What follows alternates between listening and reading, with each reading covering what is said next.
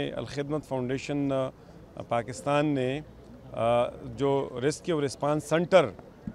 اس جگہ پہ بنایا ہے وہ آپ نے دیکھ لیا۔ یہ وہ جگہ ہے جہاں چند دنوں پہلے 18 افراد پہ مشتمل ہمارے لوگ جو ہے وہ دریا کے نظر ہو گئی تھی،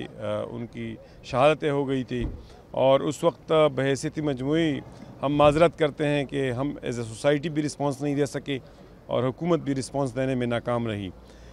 کیونکہ دیکھیں یہ جو مونسون کا پیٹرن ہے یہ پوری دنیا کے اندر ایک جیسے ہوتا ہے۔ 2 لاکھ سے اوپر لوگ جو ہے مونسون کے اندر یا اس کے علاوہ پوری سال کے اندر دریا ان کے اندر ان کی زندگیاں جو ہے وہ ختم ہو جاتی ہیں، اور اس کے لیے مونسون پریپیئرڈنس جو ہے وہ سوسائٹی کے اندر بھی ہوتی ہے اور حکومتیں بھی کرتی ہے، لیکن ہماری ریسکیو 1122 اور ضلعی انتظامیہ اور ڈویژنل انتظامیہ اور صوبائی حکومت اور مرکزی حکومت بھی اپنی تمام تر وسائل کے باوجود رسپانس نہیں دے سکی۔ تو اس لیے سب سے پہلی ذمہ داری تو آتی ہے وفاقی اور صوبائی حکومت کے اوپر کہ انہوں نے نیگلیجنس کی ہے، کرمنل نیگلیجنس کی ہے، اور ریور سوات جو ہے اور اس کے الانگ فلڈز آتے رہتے ہیں۔ 2022 میں بھی فلڈ آیا ہے، 2010 میں بھی فلڈ آیا تھا، 2015 میں بھی فلڈ آیا ہے۔ ان سب فلڈز کے اندر نقصان بھی ہوتے ہیں اور اس کا پیٹرن بھی معلوم ہے، لیکن اس پیٹرن کے مطابق حکومت اس کے لیے تیاری نہیں کر سکے، جانیں جو ہے ضائع ہو گئی ہیں۔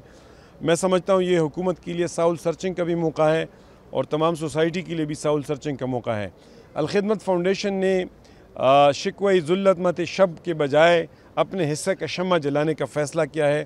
اور یہاں ایک ریسکیو رسپانس سنٹر قائم کیا ہے۔ 2 روز ٹریننگ ہو گئی ہے اور ریسکیو پریپیئرڈنس کے لیے ٹریننگ ہو گئی ہے، مونسون کے لیے پریپیئرڈنس کے لیے ٹریننگ ہو گئی ہے،